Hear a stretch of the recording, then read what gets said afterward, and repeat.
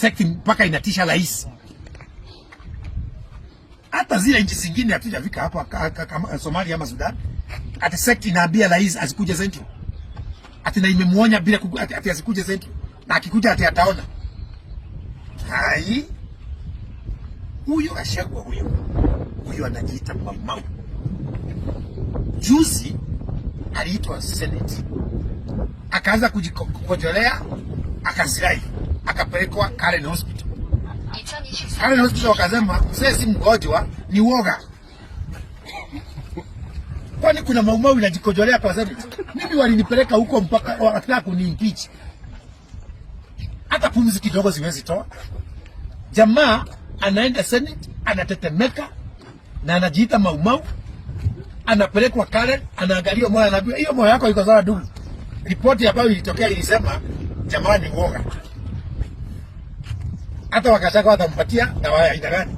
Na sasa ndiye anasema hapa ati yeye ndiye tume yetu hapa.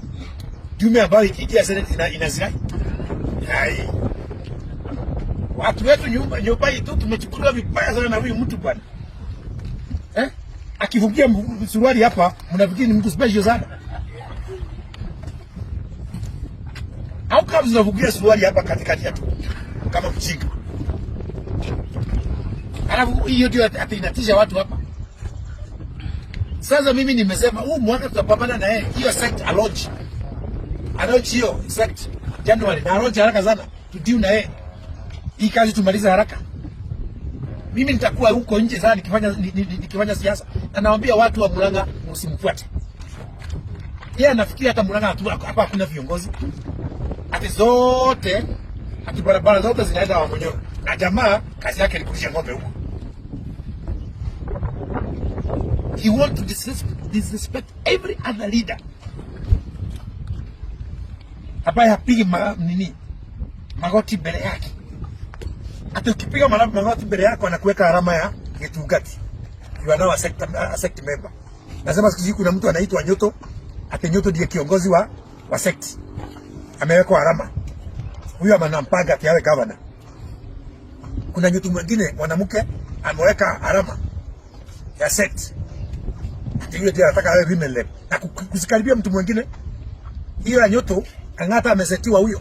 Na tunajua ili ati asisetiwe naye aluke aingie kwa sect. Hiyo ndio inafanyika. Na nitakuwa mtu ambaye amekazika sana nikiona watu kama wakili Muriu, wakili ambaye amesoma akija kwa sect. Nitakuwa nimeudhika sana nikiona mtu kama Keungi, rafiki yangu, akiingizwa kwa sect ili awe ili achaguliwe tena. Huyu Ndindi Nyoro najua hawezi kuingia kwa sect. Huyo najua hawezi kuingia kwa sect. Lakini tunaangalia watu wanapewa vitisho za sect ili waingie. Na vijana tujichunge sana. Hiyo ndio ujumbe wangu kwa mwaka mpya.